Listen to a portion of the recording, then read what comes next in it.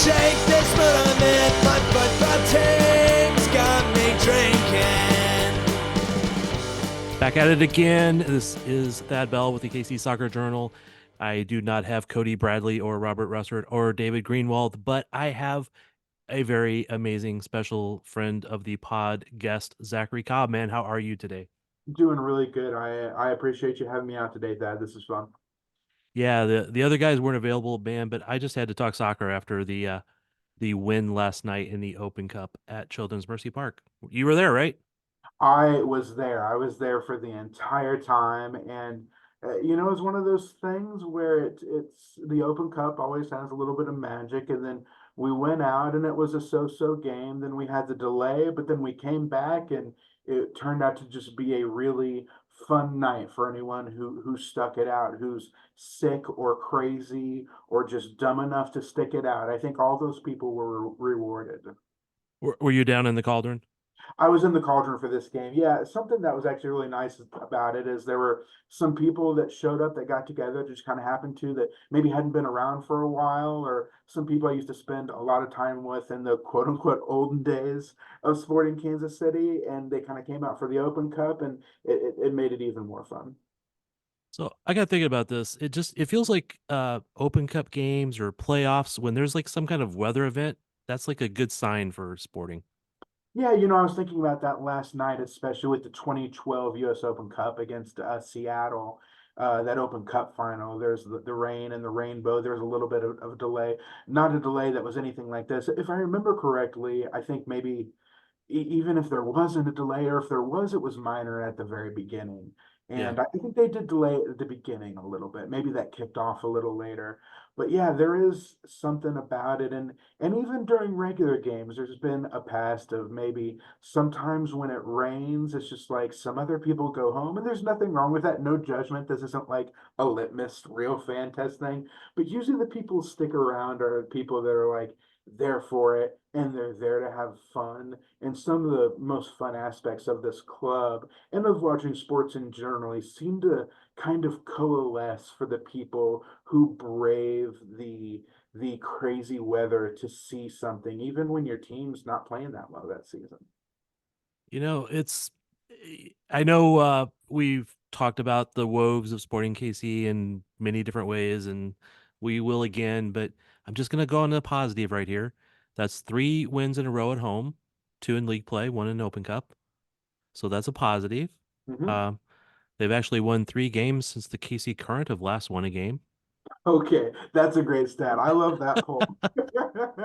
So yeah, we're just gonna sit here and talk bad about the Current for a while. Is that the episode you wanted, or is that's No, not? no, no, no, no. Oh, It's okay. just Well, I it's see. just Okay. everybody always talks so much good about the Current, and they do deserve a lot of good Sure, credit, but yeah. they lost their last match, and I just was thinking like, hey, wait a minute, Sporting's actually won it like three, and anyway, they lost No, on the road, but they're 3-1 since the Current last won a game.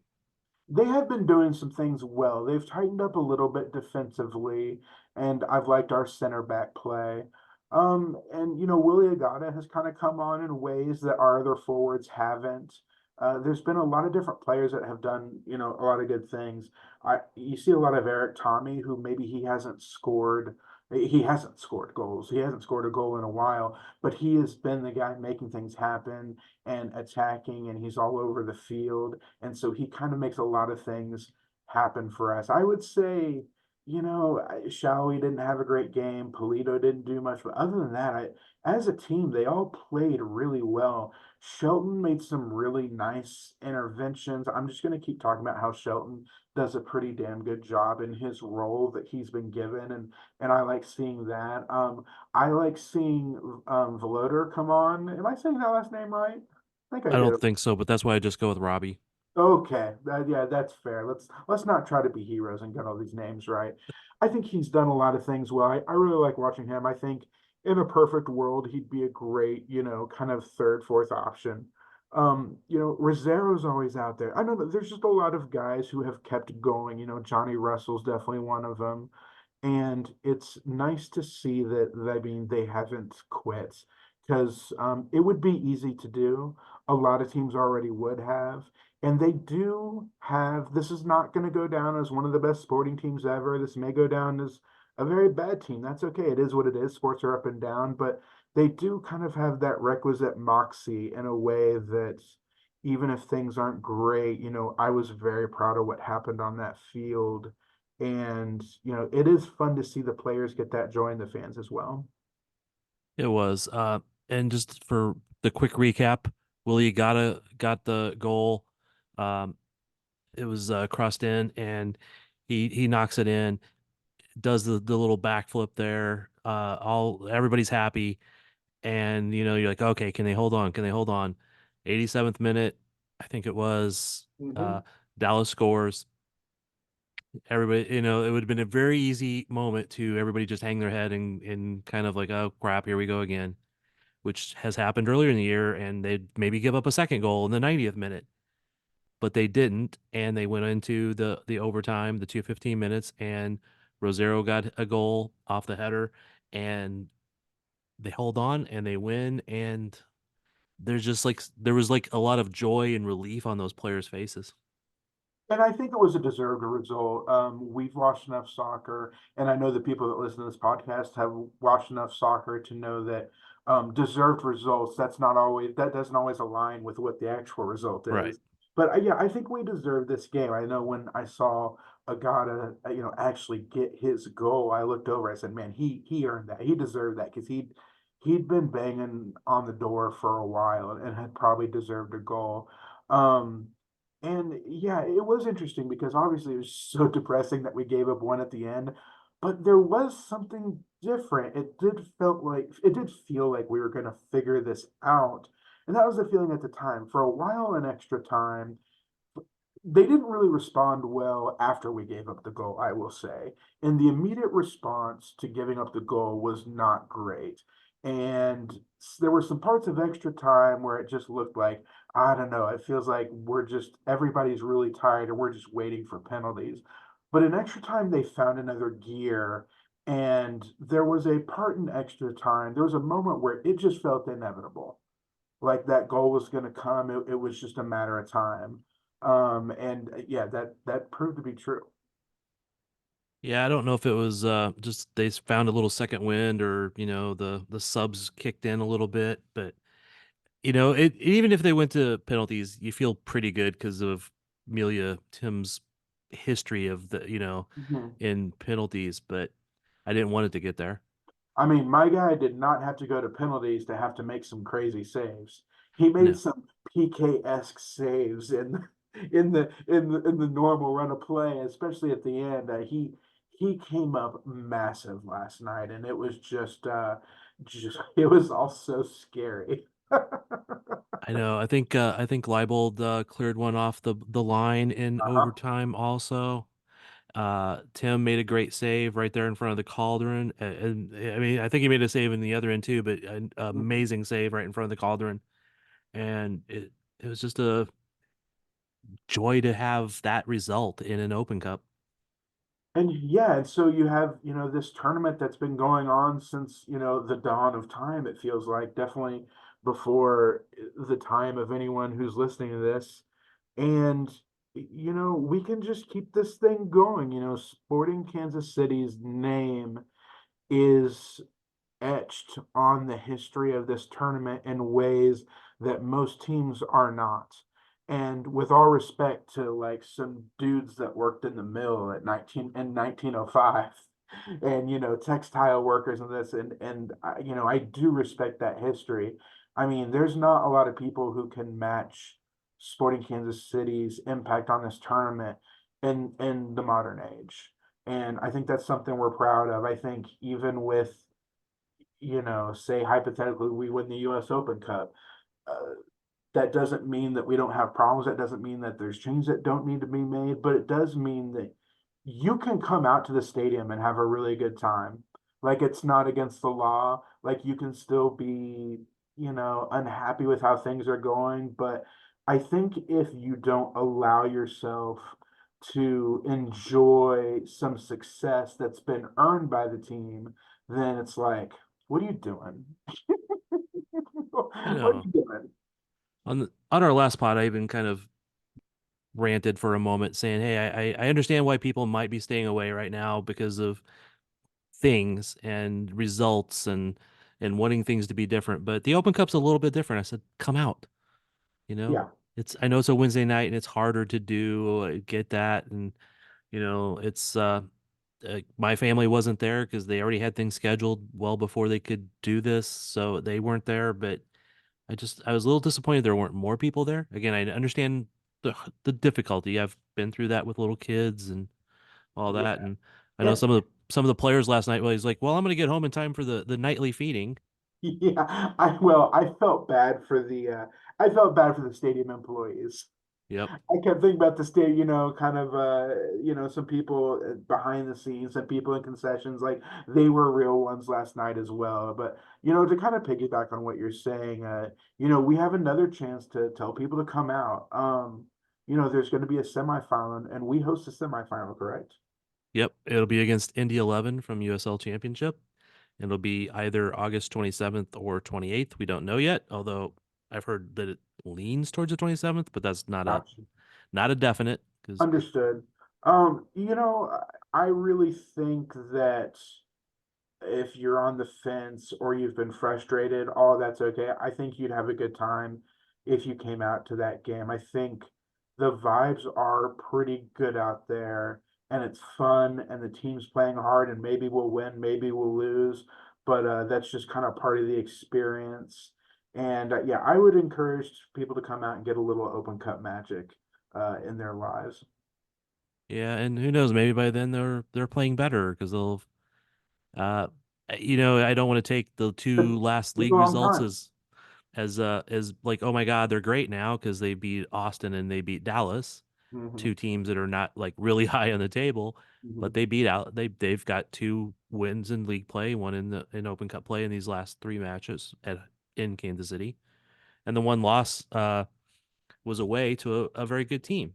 So, And hey, I will say Dallas's ability to get that ball at their feet and run at you and try to create some danger was pretty impressive. They have some speed that can dart through the midfield yep, and dart through your defensive third and cause you troubles. If you do not hassle them, they can make you pay. And they were tough and smart in a lot of ways in the back. They had a lot of tall, athletic, strong yep. players in the back, especially those center backs. And I was actually impressed with a lot of their play. I wasn't impressed with the play of everyone on Dallas's team, but I don't know who you mean. yeah, they did a good job. And one thing that I was thinking about that I was kind of laughing about during the weather break was, Dallas came here for the regular season match, which we won, and then I assume they stayed here They after. did. Yeah. So all I could think during that weather break was that, boy, SC Dallas is so sick of Kansas City and they are ready to go home. If there was a group of guys that were ready to go home more than those guys after taking those two losses after that long break in the nasty weather away from Frisco, Texas, I was like, man, those boys are ready to forget about this trip and go home, I'm sure. Yeah, no doubt. And I did learn something over the last few days. You can't spell Dallas without two L's. Oh man. God, you're so mean. Have you ever Oh, got that feedback that you're mean to other teams, that you're mean to people? yeah. Yeah, okay. Well, Do I care? yeah, I thought that was just my department. So it's nice to see No, other people doing it. no, no. I mean, sometimes we can share in these duties, right? Yeah, absolutely. We can share the load.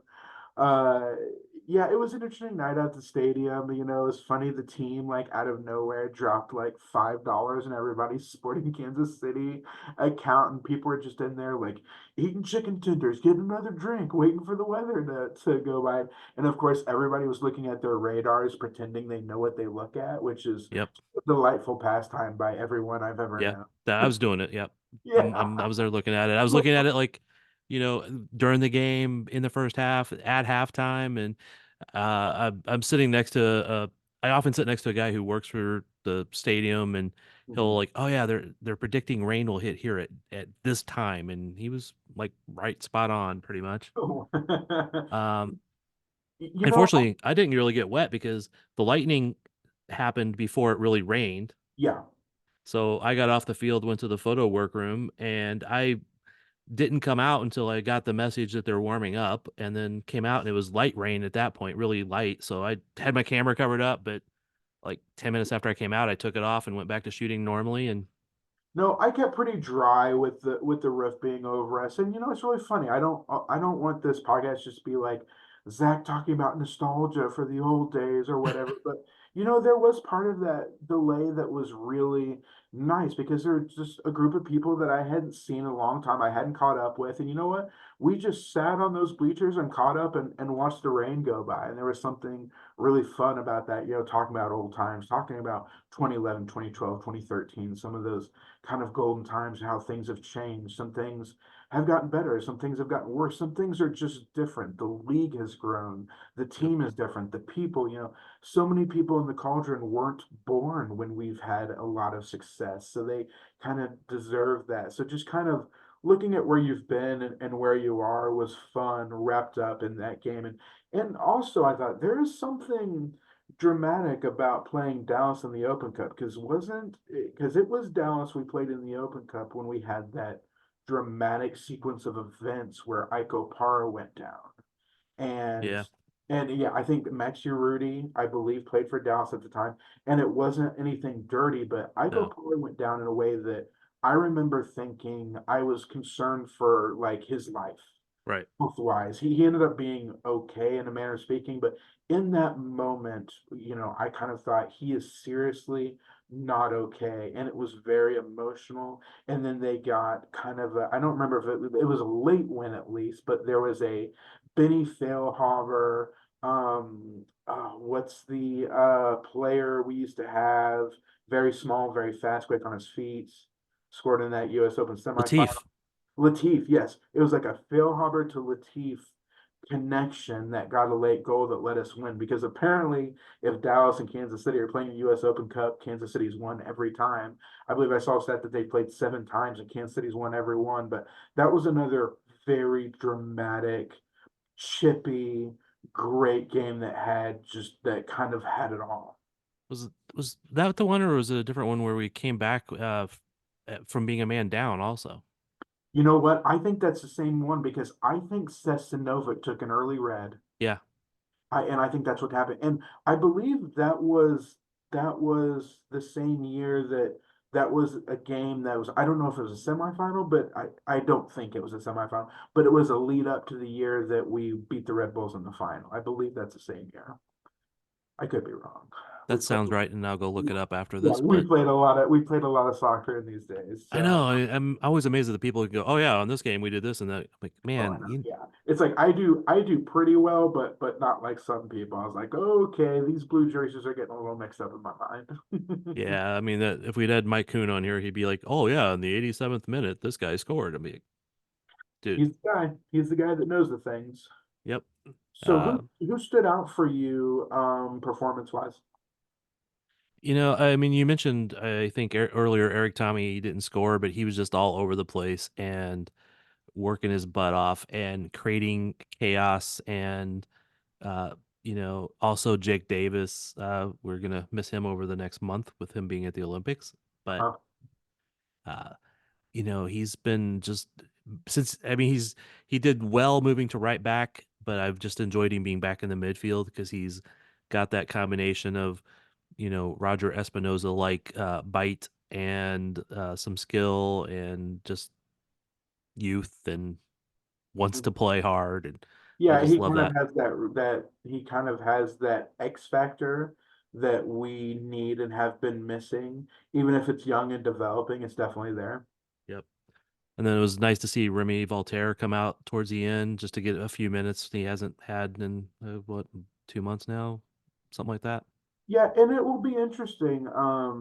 It'll be interesting to see him come back and slowly come back. I imagine it'll be slowly coming back, and I feel like if he's back, then that opens up Tommy to possibly score more. Um, I think when those two are on the field is what allows Eric Tommy to score. Uh, because the people that have to account for Tommy have to account for Remy first, and Remy Yep. will do that thing where he will just try to slice through you vertically. He's just going to go at you. He is going to. It's not that he's the most skilled ball person in the world, but he's going to go at you and he's going to force you to defend him. And when he does that, that lets Eric Tommy do some things that give him space that he has not had with Remy out. And I'm very interested to see that, to see how that all comes together in a sporting that maybe just has a little bit of mojo, has a little bit of momentum. Now, you mentioned that you thought everybody looked good except Daniel and Allen, and I kind of agree. Although I think Daniel looked better than some people gave him credit for. There's a lot of things he was doing well. It just wasn't the final things weren't happening. Yeah, but that's been part of the thing. And see, I agree with you. And I think for a few months, I would have made the same defense. But now I've come to a place where I just feel like, look, he's going to do something real nifty, and then he's going to get dispossessed. Yeah, And it's just like repeat, repeat. It's like, hey, that looked really cool. And then he's going to get dispossessed. So I think I'm on the cynical side of Daniel, where obviously, I want him to have success. But I think I just turned a corner where it's just like, this just feels like it's not it. And, we can talk about how that connection on his side isn't being made like it should. And, there's a lot of talk about with Daniel, but more so with Allen, where maybe they're not being put in spots to be as successful as they should, or they're not getting the service that they should, or maybe they don't have the freedom to have some space in areas of the field where they work best. But at some point, you gotta, you can't you can't be like an elite player and only be successful under the best conditions. That's right. why you guys make a lot more money than I At least most of them. do. Yeah, and I mean, Allen's the one that's kind of disappointed me because he's so often just got the ball in what I thought would be a good position for him that I feel like 3 years ago he would have taken the shot and hit the corner or just missed the corner, and now it feels like he's like, I'm gonna look for the pass or I'm gonna dribble out wide and look for something Or, perfect. or or that pass that he's looking for is someone that's 3 feet away from him behind him. Yeah, it's Like what are we doing right now? I Yeah. know there. I think there was a moment last night where him and somebody else passed the ball like 3 or 4 times back and forth, and they were, closer to each other than I am to the computer I'm talking you on. Um, Yeah, is absolutely. Yeah, it will be interesting to see the rest of the year if either Daniel or Alan, and we're all on first name basis right now. If Alan and Daniel were here, they'd be like, Zach, Thad. I'd be like, what? It'll be interesting to see if they can come on and find something from now to the end of the year, at least just something to hang on to, because hey, form can change quick in good yep, ways, bad ways. Things change quick, and really, I think something we have learned during this tough year is the the confidence and just the feeling that even one win can give you, how that can change things, and it feels like, hey, we this is something we can build on.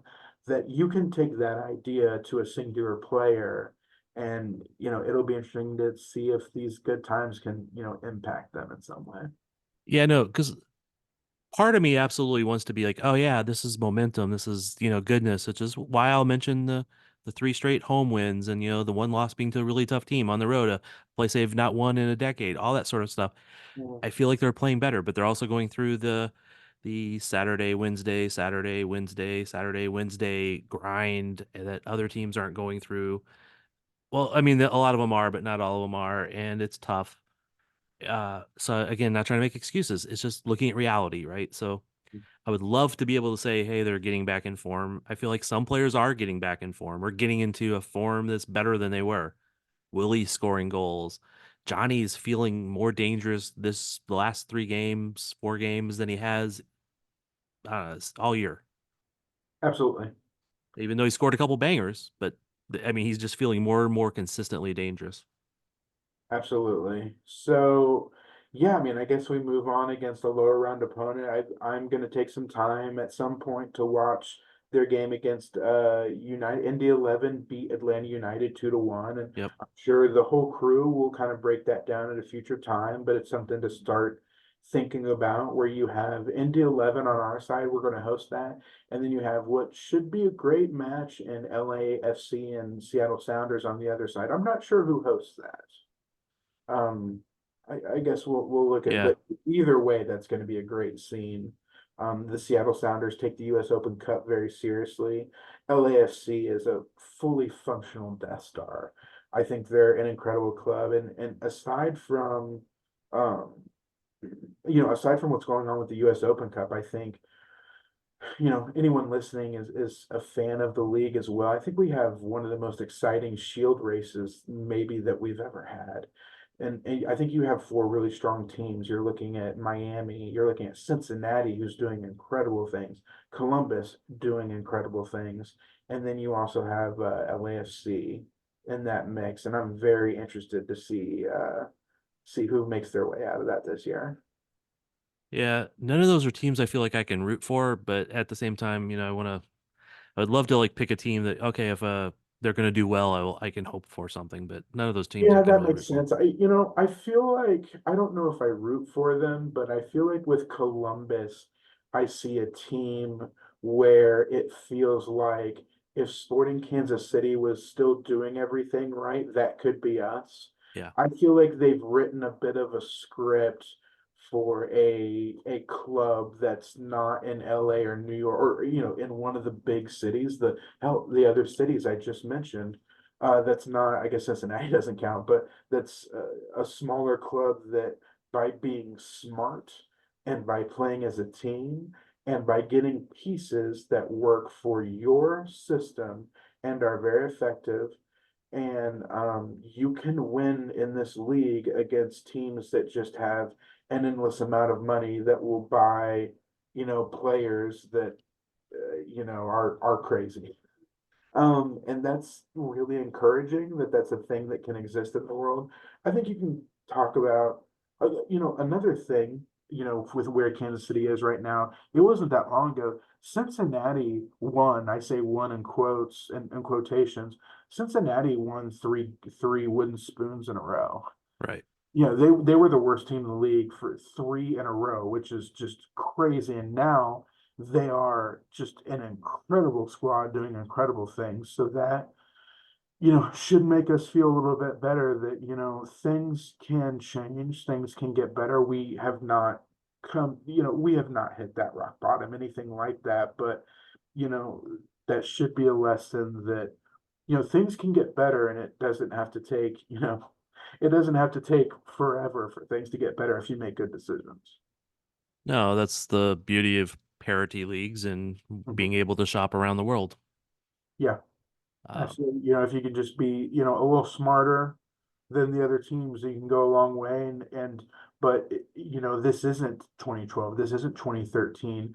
Just being smarter and having that moxie and, being extra tough and running extra hard. We won an MLS Cup like that. That is not this league anymore. We no. will have to spend money. We will have to get really talented players to supplement, that team first idea and that, working man's game Kansas City thing. I mean, we're going to need really talented players to survive and thrive in this league. So hopefully, that message has been received by ownership. We'll see. I think that is to be determined.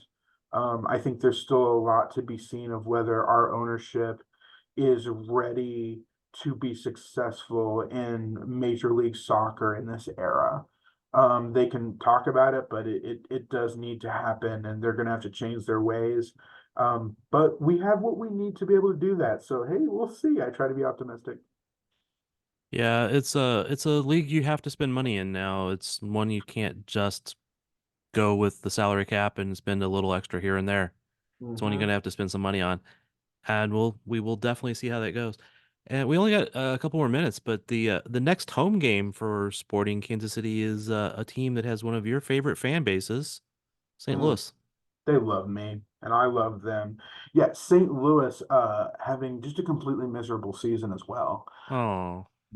Yeah, I know, right? They fired their coach, so they are going, I think, with an interim coach right now. So they're not doing so hot. I think they got a win recently. It'll be interesting to see how they respond, but that is another team who I think got by with the old formula that Sporting won with of kind of overachieving by doing certain things.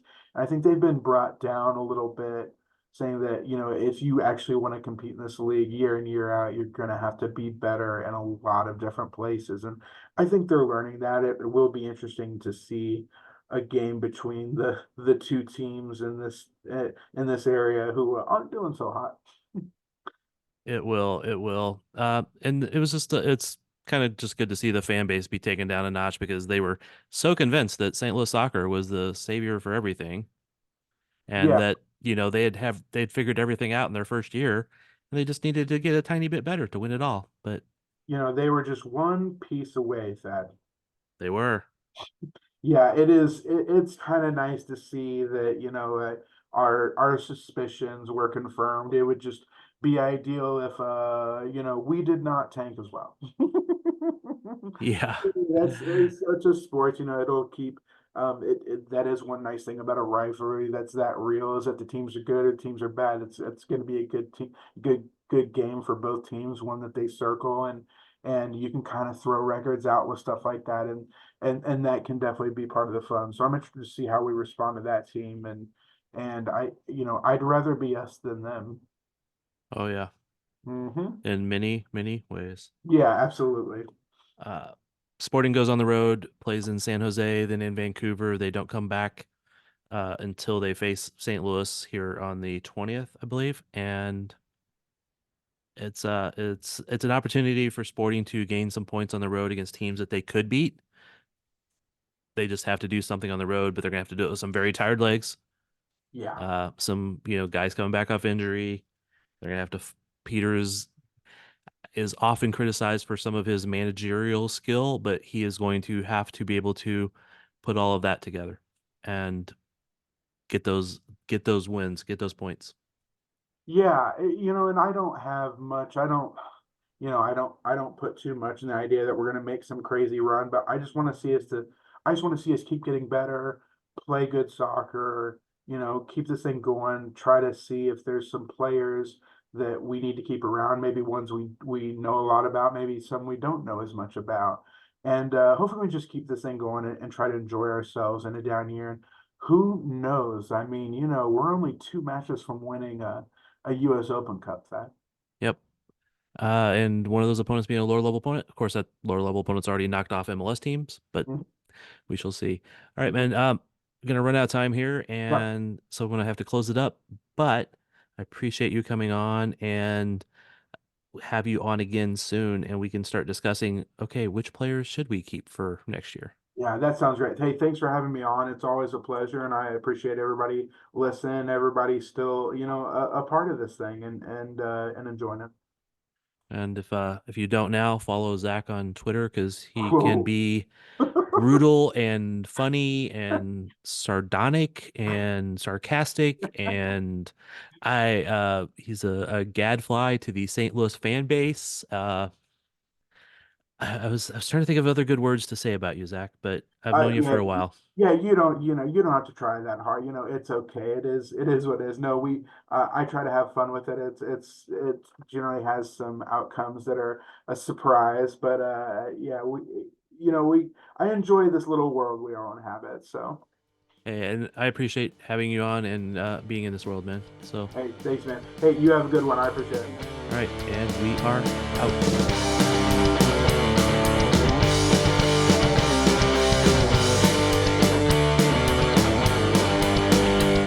It's Saturday and the game is on. 10 minutes in, it's 3-0. I'm sipping back an empty can. I don't give a damn if it's 9 a.m. My football team's got me drinking. My football team's got me drinking. My football team's got me drinking. Give me beer, whiskey, wine or gin, anything to shake this mood I'm in. My football team's got me drinking.